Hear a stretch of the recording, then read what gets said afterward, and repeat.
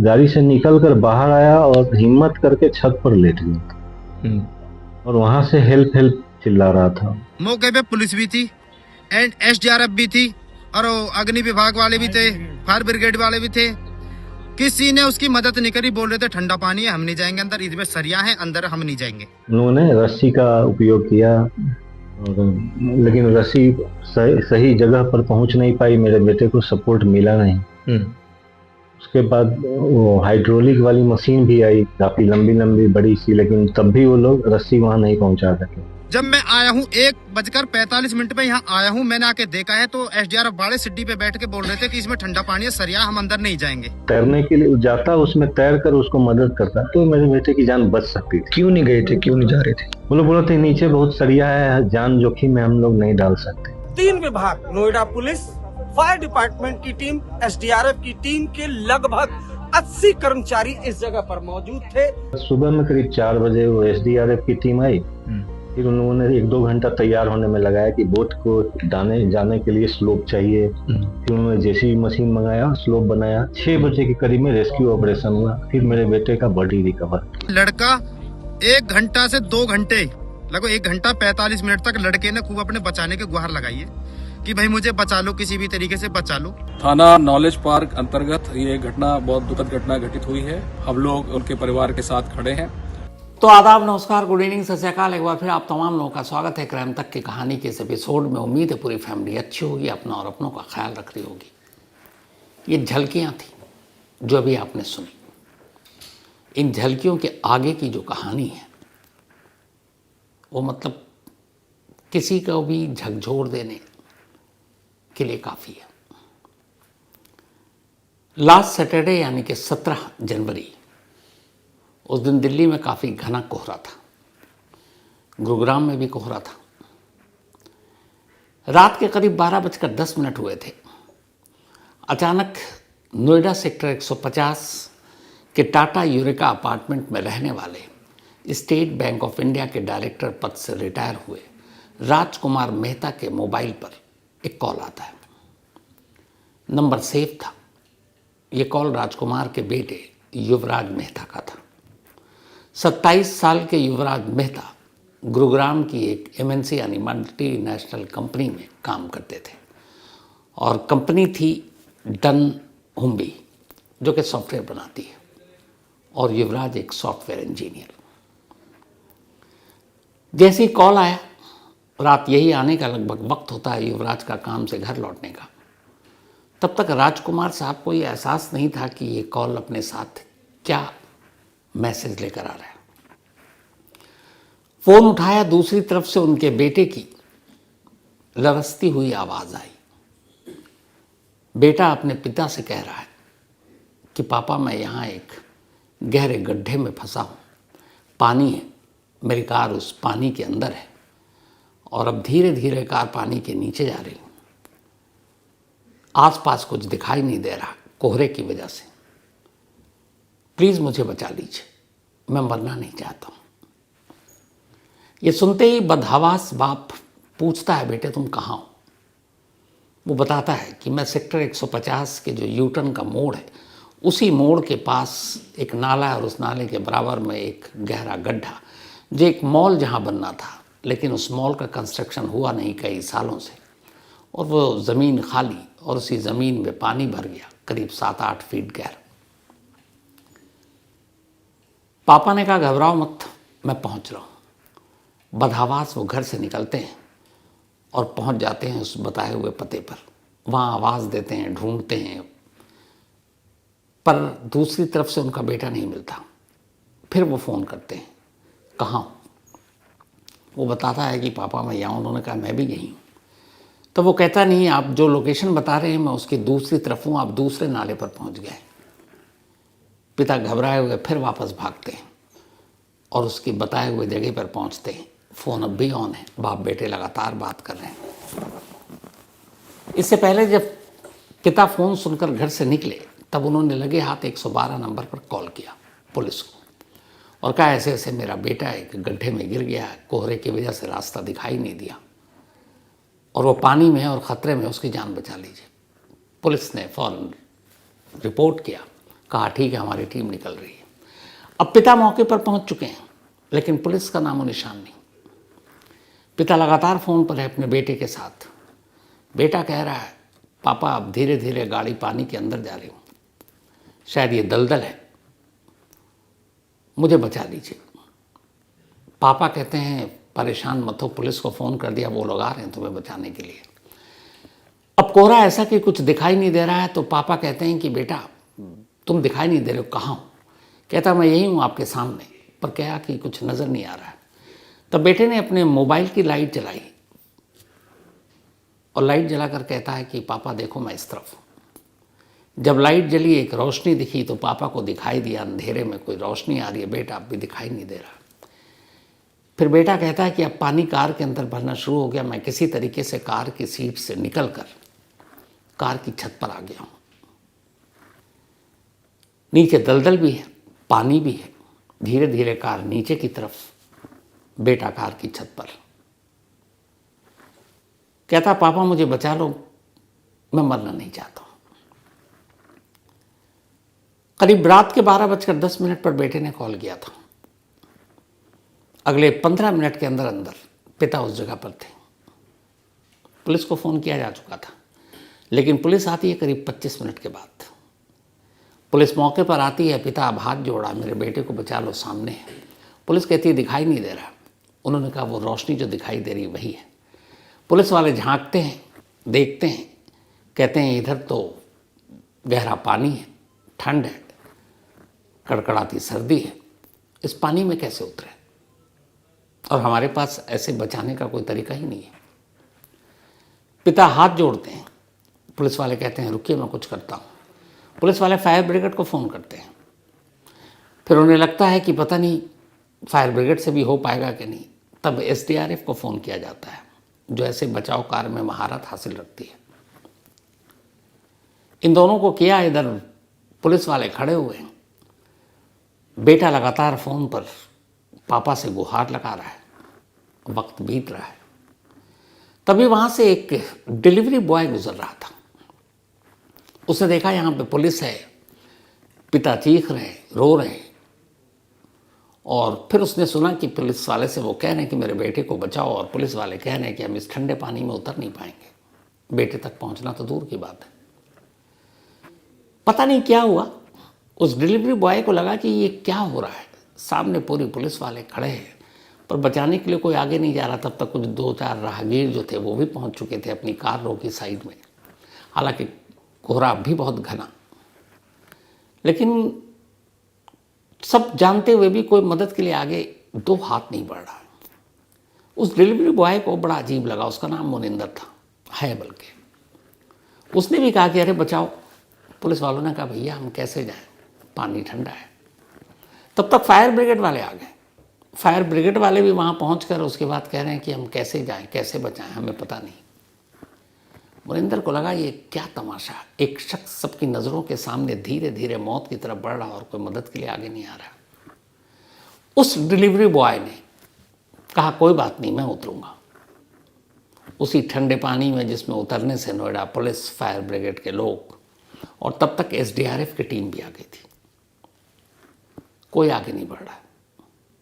मोनिंदर पानी में कूद पड़ा, रात के अंधेरे में, घने कोहरे में। इसके बाद वो पानी में तैरता रहा। वो अच्छा तैराक भी था, लेकिन उसे कहीं युवराज दिखाई नहीं दिया, न उसकी कार। तब तक उसके मोबाइल की जो लाइट जल रही थी वो भी बंद हो चुका था।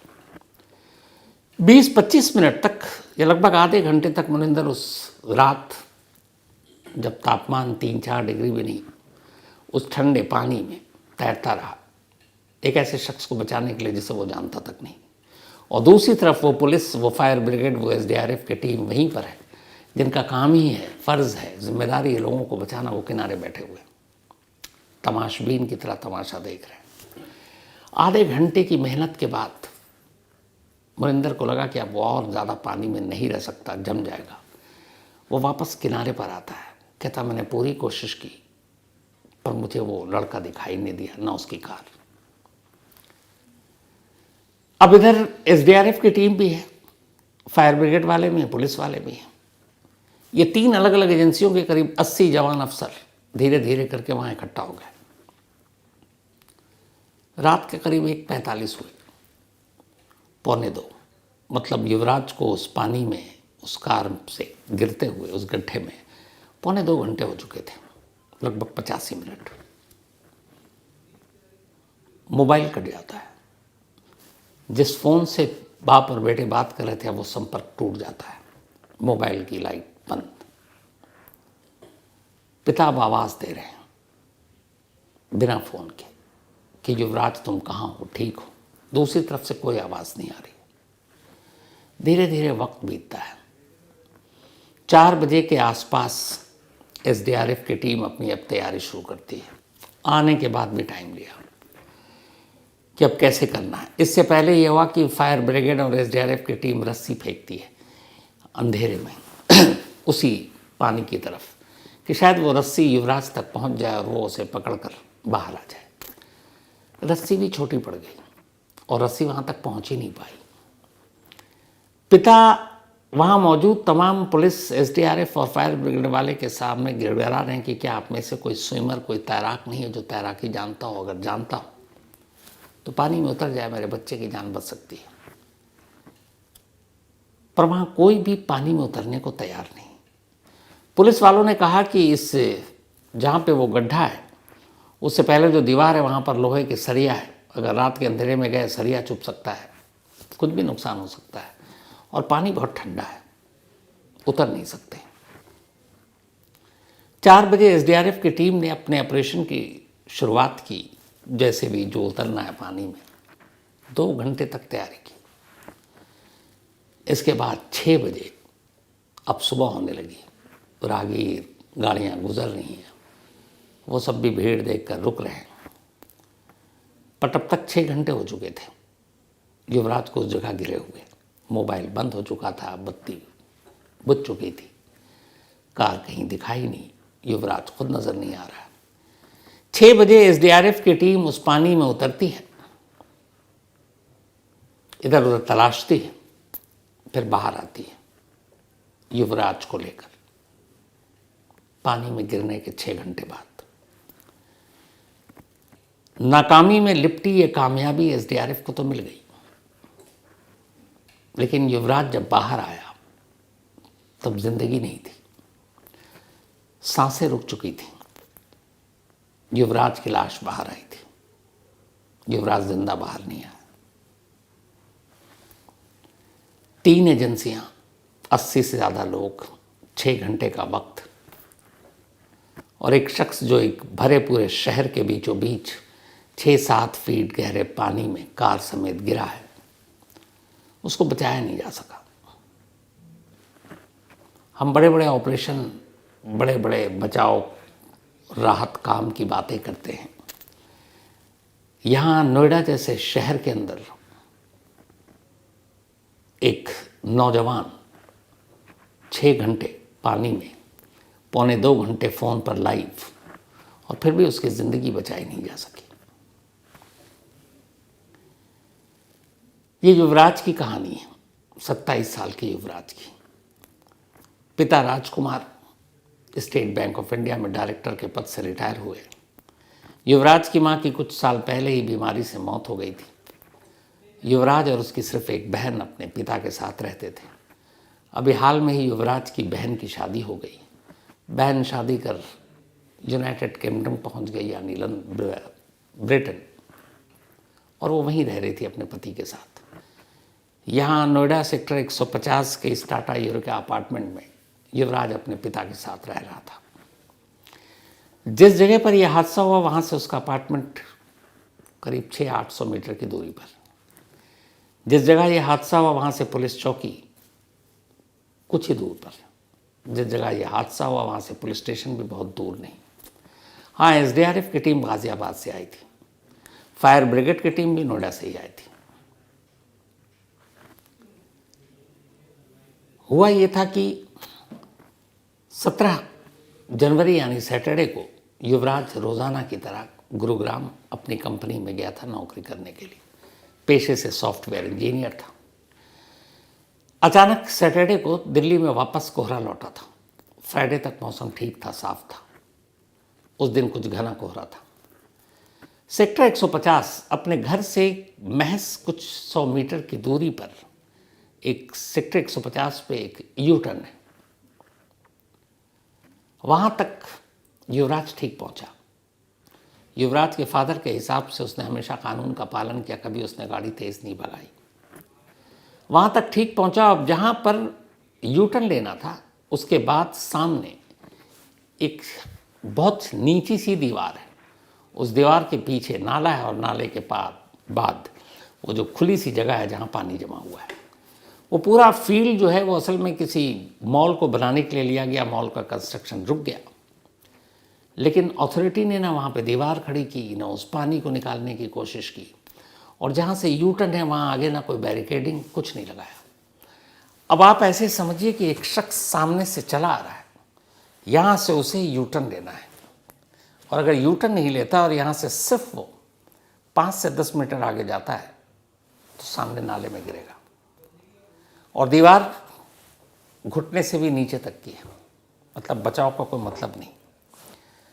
तो जहाँ यू टर्न है कायदे से वहाँ पर, और सामने ख़ासतौर पर खाई है एक तरह से, तो वहाँ बैरिकेडिंग होती है, वहाँ सेफ्टी के और भी मेजरमेंट होते हैं, और ये काम नोएडा अथॉरिटी के अंडर आता है।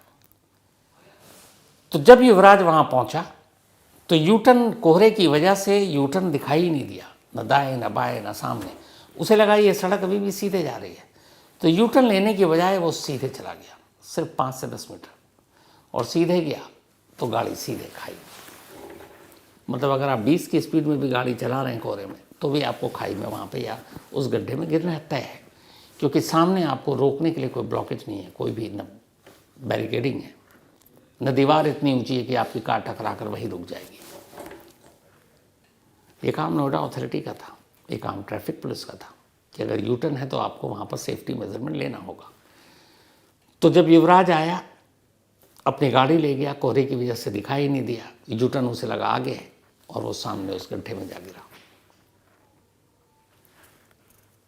27 साल की एक जवान मौत। अब इस पे तमाम बातें हुई। पुलिस वाले कह रहे हैं हम परिवार के साथ खड़े हैं। एक डीसीपी हैं वहाँ के, राजीव मिश्रा, शुरू में आपने उनको सुना होगा। आखिर वो कह रहे हैं बहुत दुखद घटना हुई और पूरी हम सारे पुलिस वाले उनके परिवार के साथ खड़े हैं। सच में ये परिवार के साथ खड़े थे डीसीपी, लेकिन ये और इनकी पूरी पुलिस टीम सिर्फ खड़ी थी, किया कुछ नहीं। पल पल मौत के मुंह में जाते एक शख्स को बचाने के लिए नोएडा जैसे शहर में किसी दूर दराज, किसी पिछड़े इलाके में ऐसा इंसिडेंट हो तो बात समझ में आती है। किसी शख्स को बचाने के लिए क्या 85 मिनट काफ़ी नहीं, 85 मिनट्स, 1.25 घंटे तक, बल्कि 85 मिनट से भी ज़्यादा। वो शख्स जिंदा था, खुद लड़कर कार की छत तक पहुंचा, पिता को फ़ोन कर रहा है, पिता से मदद मांग रहा, पिता पुलिस से मदद मांग रही है, पुलिस फायर ब्रिगेड और एसडीआरएफ की टीम से मदद मांग रही है। और इन सबको आईना दिखाया एक डिलीवरी बॉय ने। जब कोई जो ट्रेंड है इस काम के लिए, जो बचाने के काम में माहिर है, सिर्फ ठंड और ठंडे पानी की वजह से वो अंदर नहीं जा रहे, या लोहे का सरिया है कुछ हो ना जाए, पर इनको ये सारी ट्रेनिंग मिलती है। और एक वो शख्स जिसका कोई दूर दूर तक लेना देना नहीं, ना वो इस परिवार से ना जानता है, ना उसने कभी ट्रेनिंग ली है, ना उसे बाकी चीज़ पता है, सिर्फ इंसानियत के नाम पर जब उसे देखा कि यहाँ सब बैठकर सिर्फ तमाशा देख रहे हैं, वो पानी में कूदता है। कम से कम कोशिश तो की उसने बचाने की, बेशक बचा नहीं पाया। ऐसे हादसे पर और ऐसी मौत पर बहुत अफसोस होता है।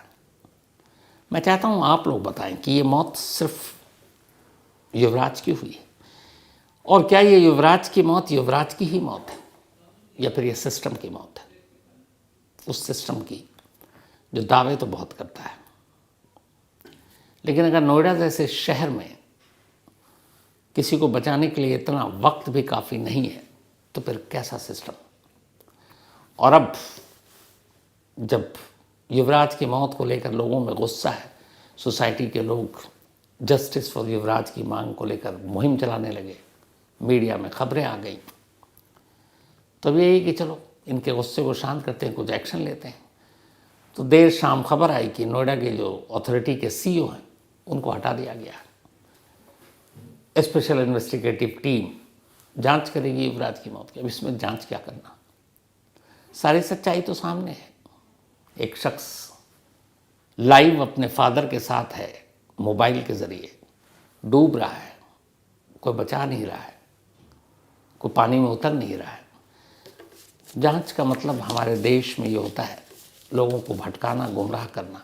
और जब तक रिपोर्ट आएगी हम आप सब भूल चुके होंगे, युवराज को भी भूल जाएंगे, फिर किसी दूसरे युवराज के साथ ऐसा हादसा होगा, फिर तब बात कर लेंगे, फिर भूल जाएंगे। लेकिन सोचेगा ज़रूर कि युवराज की मौत क्या सिर्फ युवराज की मौत है। अफसोसनाक कहानी में इतना ही। अब आपसे मुलाकात होगी कल रात 9 बजे। तब तक अपना और अपनों का ख्याल रखिएगा। Thank you very much.